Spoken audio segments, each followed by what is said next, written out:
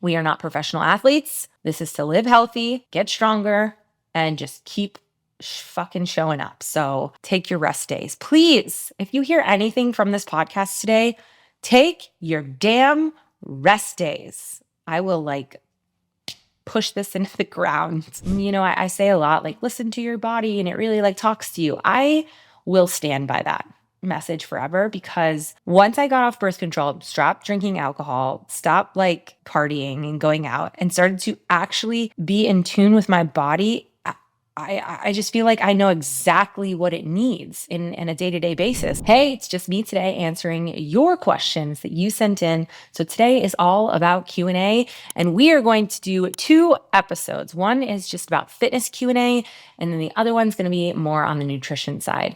So I'm going to be answering all of your questions, as many as I can, in the next, let's call it 35 minutes. So let's see what we can get through today. Today's questions are about strength training, fat loss, navigating fitness, and how can we actually navigate the fitness around perimenopause. Perimenopause and menopause is something that I am so passionate about.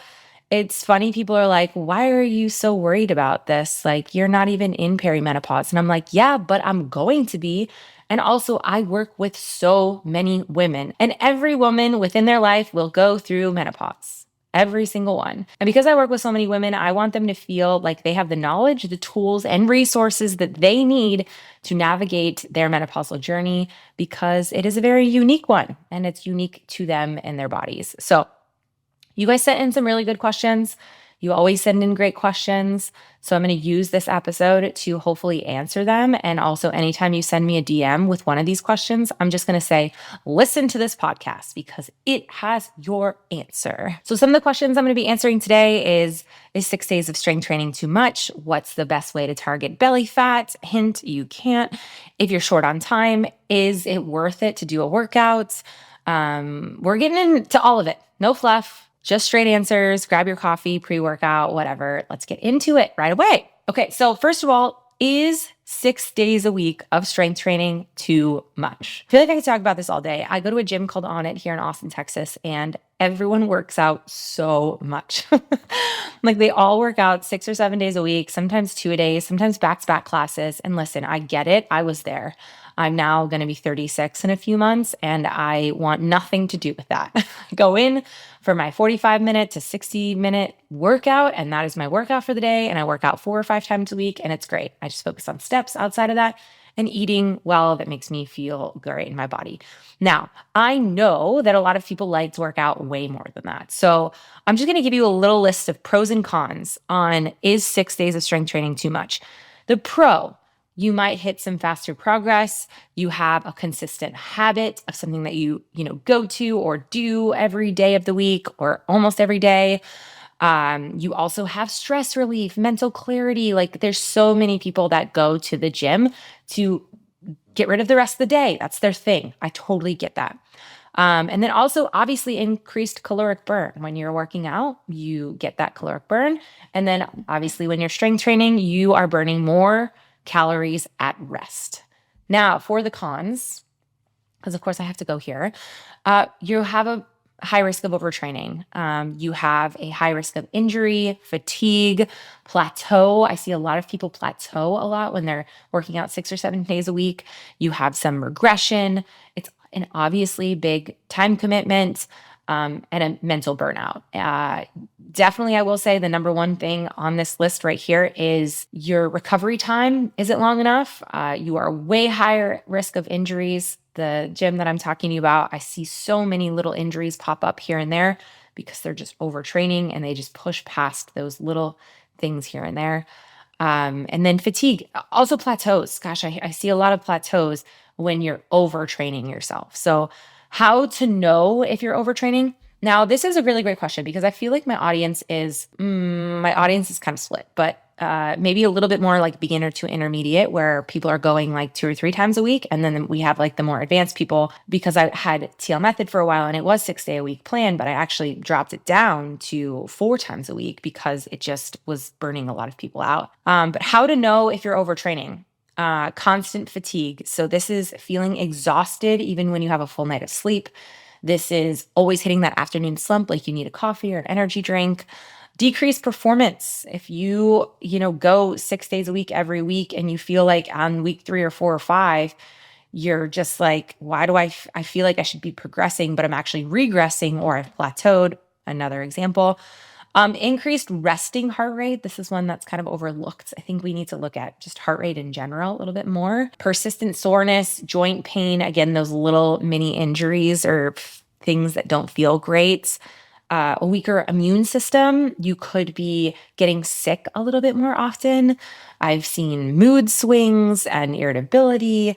Also just disturbed sleep in general. So signs of overtraining. And with that, you need more rest. So your body will tell you. I say a lot, like, listen to your body and it really talks to you. I will stand by that message forever, because once I got off birth control, stopped drinking alcohol, stopped partying and going out, and started to actually be in tune with my body, I just feel like I know exactly what it needs in a day-to-day basis. And yeah, it stays really the same week over week. However, I'm so much more in tune with what I need and I listen to it. So if I have a heavy squat day and I am not feeling it, sure, I'll try it, or I'll, get into the movement patterns, and then I'll just back off, because it's not necessary for me to push something that doesn't feel like it's the right fit at that moment in time. We are not professional athletes. This is to live healthy, get stronger,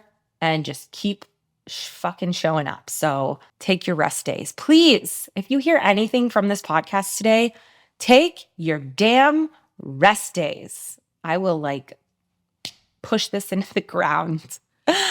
So signs your body needs more rest. Obviously, with the overtraining thing, there's some things that can move over to this. Your motivation is really low. You're always searching for this motivation and it's no longer there. You're always sore. I've talked a lot about how I really don't get sore anymore, even though I still definitely push my weight and I push myself. There are some days, maybe once or twice a month, where I'll feel sore muscles because I'm really pushing it, or I'm starting a new variation, new program in broads, and I feel some soreness. But in the grand scheme of things, I am not sore very often. You're always craving more sleep, and you're constantly exhausted, and maybe your muscles just feel weak or fatigued overall. So signs that you need rest. This is a great time. If you feel any of those things, and if you're like, oh, I hear that, check, check, check, check. Deload week. Deload week. It is such an important piece of the program. And I honestly did not add it into my programming until about 5 or 6 years ago at this point. And now I am so strict with it. Every 12 to 15 weeks or so, I will take pretty much the full week off, or I'll go really light for that entire week. And I know it sounds crazy, but when you come back after that, it takes a few workouts to get back in it. And then you're like, holy shit, I'm actually really strong. I didn't realize how much I needed that. I hear this from my clients every single time I do a deload for them. They're like, I didn't even know how much I needed that. Deloads are automatically programmed in every broads program. We typically do them every 12 weeks at the end of the third kind of program that we're on. So remember, more isn't always better. Next question. How much time do you spend working out each day? I told you I spend about 45 to 75 minutes max working out each day. I'm in this block where I mostly do 4 times a week, but sometimes I'll add in a fifth if I'm feeling up for it. And then, yeah, that's it. I would say 4 or 5 times a week. And then, the other question I got was how to make your workouts more efficient when you're short on time. And this is such a great question and something that I hear all of the time. So let me break this down for you. The question is how to make your workouts more efficient when you're short on time. Not every workout has to be this 45, 60, 75-minute workout. You can absolutely get a lot out of your training in a 30-minute block if you are intentional. What does that mean? First of all, we are prioritizing any compound lifts. Compound lifts are our squats, our hinge, deadlifts, RDLs, our push-ups, pressing overhead, and pull, our rowing movement. And then core, it can be your extra thing that you add on if you like, not necessary though. But we're prioritizing our compound lifts. Then Why? Why are we prioritizing that? We are prioritizing our compound lifts because they use multiple muscles and multiple joints. So you are getting the most bang for your buck when you are focusing on those compound lifts. Second thing we can do, use supersets or circuits. I personally would rather do a superset or a triset rather than a circuit when it comes to strength training because you can get so much more out of it and you have a little bit longer of a rest after the second or third exercise instead of just constantly going and making it a circuit. So circuit would be 2 exercises back to back and then rest after the second. So instead of that one exercise, like a straight set would be 1 exercise, you rest. 1 exercise, rest. You can go back to back with 2 exercises and then rest after the second. Or a tri-set is 3 exercises, 1, 2, 3. You rest after the third and then you go back through them. This is definitely going to cut down on any time and it will keep your heart rate up. You can also shorten rest periods. This is a caveat because I don't love saying that. The rest is in there for a reason. However, I would say at least 60 seconds for hypertrophy and endurance. And if you're lifting heavy, at least 90 seconds. A lot of the rest periods in broads are 90 seconds.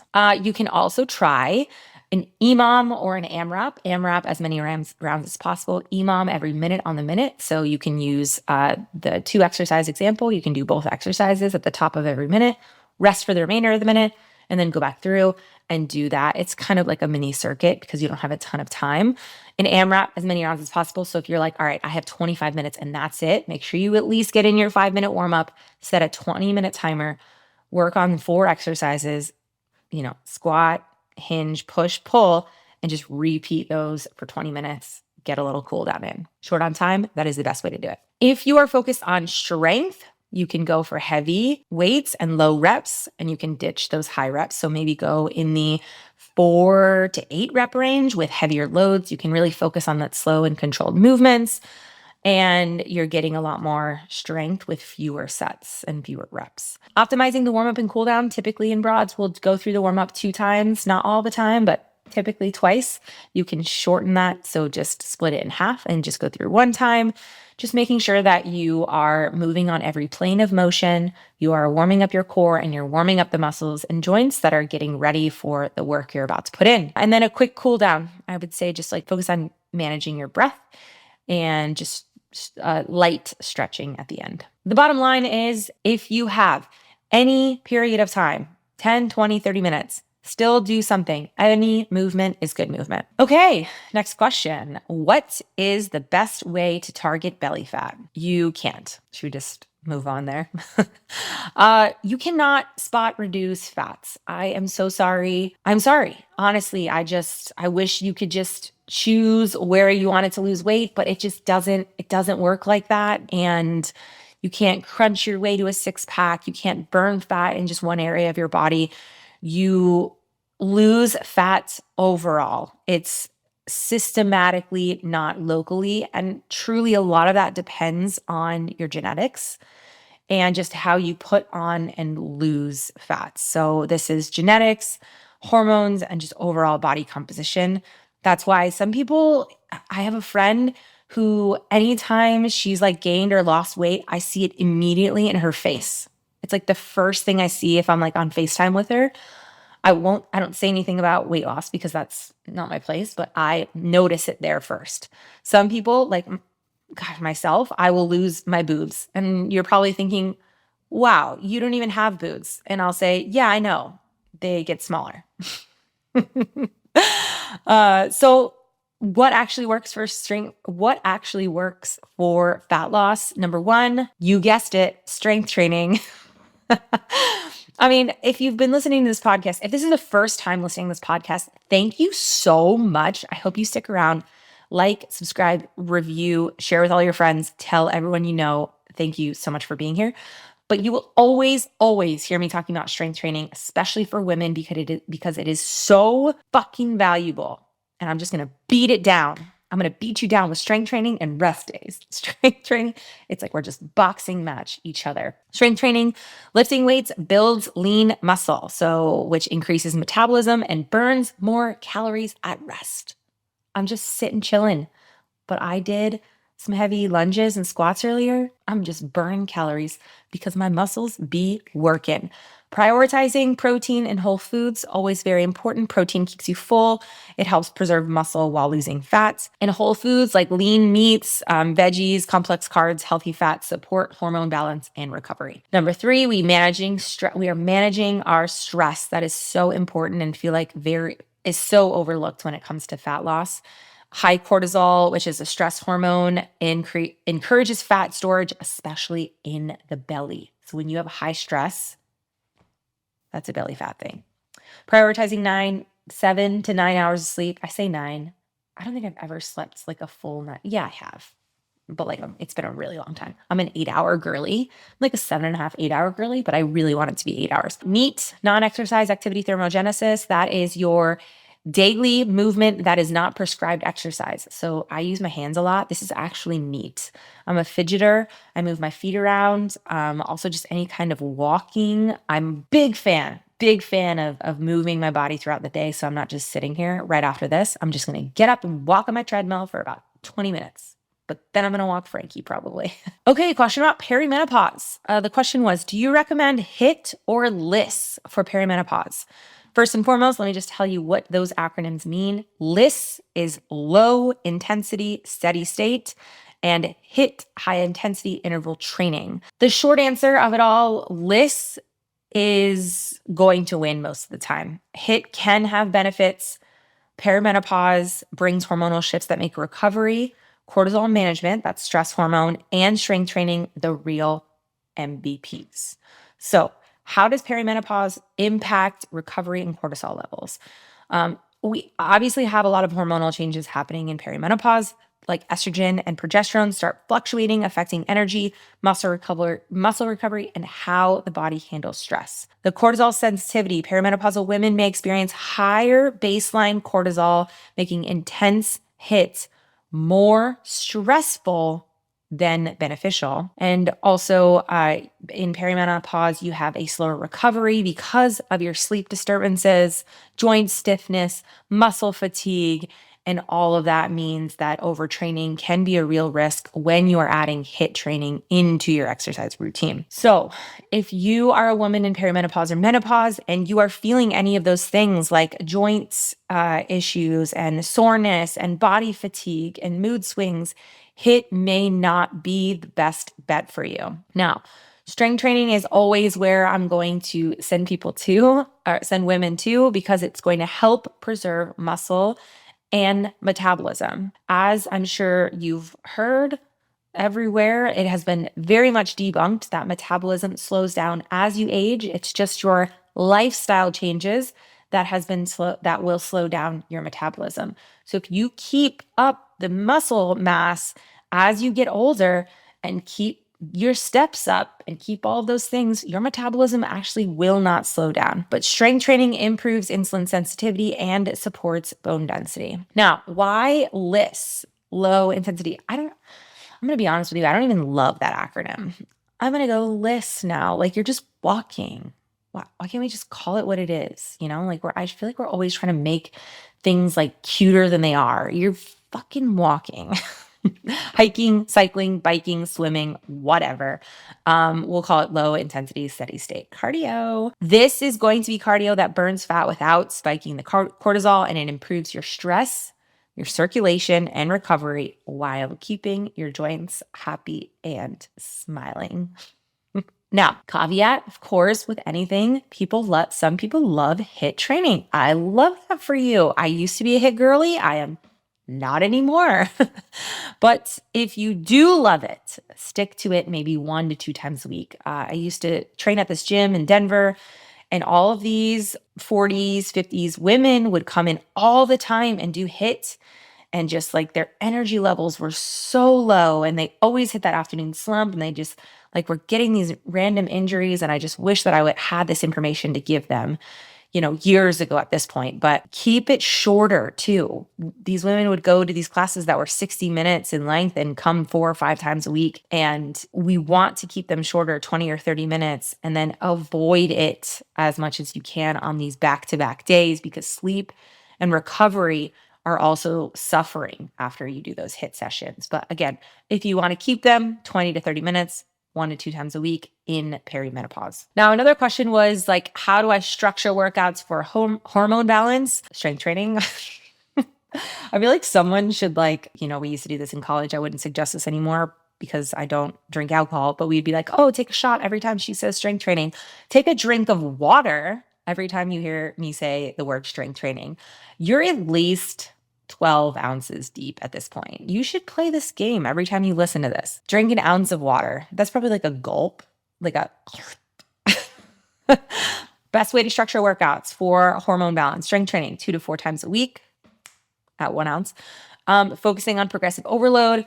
I like personally, I've worked with a lot of women. I've worked with my own body for a long time. Full body is where it is, but a lot of people like splits. So we do splits when it comes to 3 or 4 times a week in broads, and typically full body is 2 times a week. Some plans will have full body on 3. LISS cardio, again, that low intensity steady state, 3 to 5 times a week. This is where the step count makes sense to you. I am someone that I walk between 12 and 15,000 steps every single day. You might hear me say that and be like, wow, I could never do that. That is so much. Why would I do that? Doesn't matter. Go to your health app on your phone, see what your average is for the week. Say it's, 3,000. I don't care. I'm not here to judge. Whatever that number is, do 10 to 20% more next week. And for the next few weeks, I want that average to be 10 to 20% more. Do you know what 10% of 3,000 is? That's 300 steps. Did you see how quickly I did that math in my head? I'm so proud of myself. You can average 300 to 600 more steps a day. Do not bullshit yourself. You know that you can. Okay. That's my hard truth, Tara. And then ultimately you want to get up into that 8,000 steps a day. We are not meant to be sitting behind a computer and sitting at a desk and just sitting our asses all day. So would you please get your ass up and walk around a few times a day? Your fucking meetings and your emails can wait for 5 or 10 minutes as you walk around the house. Okay? Period. Let's move on. HIIT if you want it, or that's like this other thing that I've been hearing a lot is sit training, sprint interval training. This is where you can do 20 or 30 minutes is your max block. You could do shit like 10 to 15 minutes with a sprint interval training. This is really great for, sled pushes, battle ropes, jump rope, run, Stairmaster, some sort of like where you're trying to get your heart rate up, and then you're like fully recovering, and then you go back up to it. So it's kind of like a high intensity, but with high intensity interval training, you keep your heart rate up pretty high. If you think of like a Barry's Boot Camp or Orange Theory, it's like, it is like interval training. Sit training or sprint interval training is more of like high, and then like, let's get us back down to like 110, 120. And then we go like 170 or 180. And then we go back down and we want to recover. Okay. And last thing, recovery and mobility. If there's 2 things that you need to know about me is I am going to beat down your head with strength training, and I'm going to beat the other head. What am I saying? With mobility. Mobility is so freaking important. And I'll talk about this forever and ever. But that can also mean yoga. That can also mean stretching. That could also mean breath work. I have a free mobility guide that I'd love to send to you. You can DM me at any point the word mobility, and I send that to you for free. You can also just join broads because there's mobility in every warm-up, dynamic warm-up we do. And there's full follow-along mobility videos that you can do at any point in time. So boom, let's move on. Wow, I feel like I could just do this all day. You guys want to listen to me all day? Here's the next question. Is broads only worth doing if you can work out 2 times a week? Yeah, great question. We do have a 2 times a week option. Now, in a perfect world, would I love to see you work out 3 times a week, maybe with a little bit less time? Absolutely. But is 2 times a week still really great? Yeah, because guess what 2 times is more than? None. Guess what else it's more than? 1. So hey, if we can be consistent with 2 times a week, in the grand scheme of things, remember, all movement is good movement. So if you could stay consistent with it, why would that be a bad thing? Why wouldn't it be worth it? That question is so interesting to me. Sometimes when I'm looking up like travel destinations, I'll say like, is Japan? And like the first thing afterwards is worth it. I'm like, what the fuck does that mean? Worth it. Of course, any trip and travel can be worth it if you make the experience what you want it to make. Same thing with working out. If you can be intentional with your training, again, that intention means compound lifts, make sure that you're lifting heavy enough, making sure that you're like actually feeling the muscles that you should be feeling. Fuck yeah, you should do it. Too many F words in this episode. I'm sorry. I'll slow it down. Yes, absolutely. And when you're doing 2 workouts a week, I really honestly suggest you absolutely do 2 full bodies. And my suggestion, if you're really just starting out, is to do 2 of like the same full body workouts. In broads, they're 2 different workouts because I like variety and I want you to keep variety. But if you are totally beginner, do the same workout twice a week for like 4 weeks, and then you can start to add in more. At least 4 weeks. Walking with a weighted vest. Good or bad idea? I feel like this is like, it's either new for me or I hear it everywhere. And I see people on the trail like walking with a weighted vest. You know what walking with a weighted vest means to me? It just means that you are walking with more weight on your body, whether that's body fat, whether that's a backpack, whether that's a baby or a dog or a purse. You just have more weight on your body. That's all. Personally, I'm no expert in walking with weighted vests, but that is truly all it is at the end of the day. I mean, I think about like, traveling. I'm like, oh, I travel with a backpack. That's like probably at least 20 or 30 pounds in my back. Is that a weighted vest? Yeah. Okay. But here are some of the other things as I was doing research around this. Increases cardiovascular and muscular endurance. You can boost caloric burn. It also enhances bone density because we're adding more load and it's better for stronger bones. Helps combat age-related bone loss, reduces osteoporosis risk. Like we can add some of these like strength training values in to this as well. Improves core and postural strength. I feel like this is a little gimmicky, like mimics real life functional strength. Okay. Yeah. I mean, think of all the moms that carry around their kids on one hip, or just in front of them. Like that's extra weight. So that's, weighted vest. Weight vest. Start light, 5 to 10% of your body weight. If you're new with weighted walking, maybe 5 or 10 pounds, gradually increase over time. The other piece of this that I think is important to note is that like with a weight vest rather than a child or a baby or a backpack or whatever, the weight is distributed evenly, like on the front and back side of your body. So that's really great. And then you just want a vest that fits you. I remember I did a workout one time. I think it was this military or CrossFit kind of WOD. And I was wearing this men's like extra large vest. And it was the most uncomfortable thing of my life. So if you're going to do it, I love it. Awesome. If it gets you out the door and moving more, I love it. Awesome. If walking is your thing and you can't get into strength training yet and you add weight to it, gosh, awesome. We got to do what's best for us. Another question that came in was about exercising while pregnant. And I'm just going to say that in just a few weeks, I have a podcast coming out with a woman named Brianna Battles, and we talked all about pre and post natal, and she has so many really great tidbits in there. But strength training in pregnancy is totally, totally safe. It definitely depends on what you're doing before the pregnancy. Also depends on how you feel in each trimester. Every body is unique. Every pregnancy is unique. And you can adjust intensities and how you work out within your pregnancy, modifying exercises as needed. Postpartum, man, we had such an incredible conversation about this too. So just in a few weeks' time after this is live, you'll hear that from Brianna. So great. I saw this reel recently that was a girl had her feet in gummy bear Ziploc baggies and lifting with them to show what it would look like to lift with running shoes rather than lift with like a barefoot or flat-soled shoes. And I thought it was such a great visual. We do not want to be lifting in running shoes. There is too much instability and there's too much movement in the shoe. So best for lifting, barefoot shoes. I'm just going to throw a little plug in for Vivo Barefoot. I've been working with them for, probably like 7 years on and off, but I just started working with them again and love all their shoes. They also have now lifestyle shoes as well, which is really great. But it's really, really good for natural foot function, grip, and stability.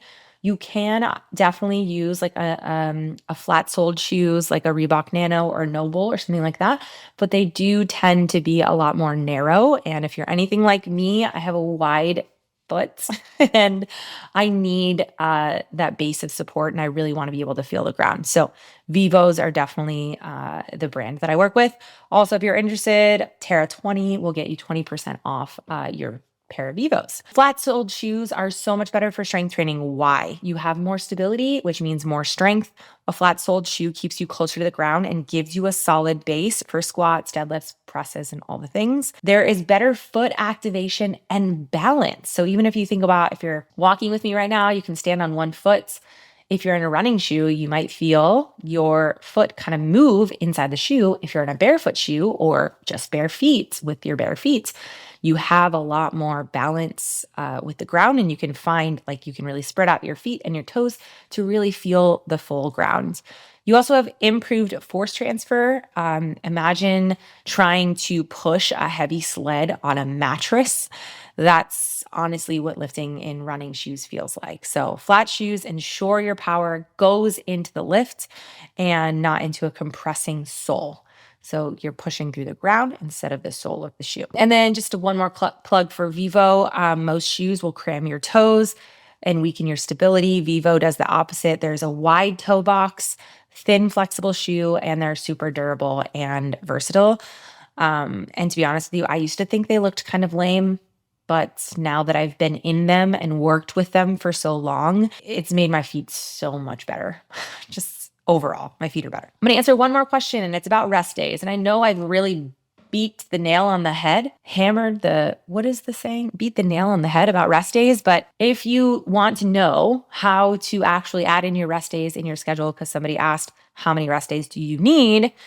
Strength training 3 to 4 times a week, 2 to 3 rest days is what you want. If you're doing strength and cardio, maybe 5 or 6 days a week, you want 1 to 2 rest days. If you're doing a little bit more high intensity CrossFit style, you want at least 2 full rest days. And then if you're totally new to training, I would say at least 3 full rest days a week, or 4 would be a really great place for you. And then the day-old question, active rest versus total rest days, what works best? Because people still ask me all the time, well, what do I do on my rest days? And I'm like, what does that even mean? Rest means rest. You just fucking chill. Sorry, I told you I wasn't going to say any more F-ways. That was my last one, I promise. Active recovery is best for mild fatigue and soreness. This is walking, yoga, mobility work, light swimming. This helps with blood flow. So if you are pretty sore, an active recovery day can actually help with it a little bit. But active recovery does not mean a workout of the day or an AMRAP no. It is super chill and it's movement without stress. Total rest days are best for full recovery, burnout. If you are feeling that plateau or fatigue earlier on that I was talking about, this is really great for you. No structured exercise, just let your body chill. Prioritize sleep, nutrition, water, stress management. And the best approach is really just a mix. You can, if you are like, oh my God, this feels so hard, do 1 active rest day and 1 full rest day a week. This is really the sweet spot. For me, even when I'm on like a 5-day plan, I actually typically will take 2 full days off. But if I really want to get something in, I'll do like a very light yoga, mobility, stretching, maybe like a very light jog. Those are all of the questions that you have asked me. I hope this was beneficial for you. I think I stayed around 30 minutes. We'll see what the editing process looks like. Thank you so much for listening. Honestly, I've been getting a lot of texts and messages about the podcast, and it just makes my heart explode. I wanted to do a podcast for so long, and I was so insecure about my voice. It's so silly. And now we are on, almost at the 100th episode at this point, and I am just so thankful that we've stayed super consistent every Tuesday, and I have a growing audience, and that you listen to this show. So it would mean the absolute world to me if you download, subscribe, and please write a review on Apple Podcasts. That is how we get in front of more people. That is how we grow. And that is how hopefully we can keep this going, because I want to give you the information. I want to talk in your ear, and I just want to be your buddy on your walk or on your rest day. Strength training. Go drink some water. Love you so much.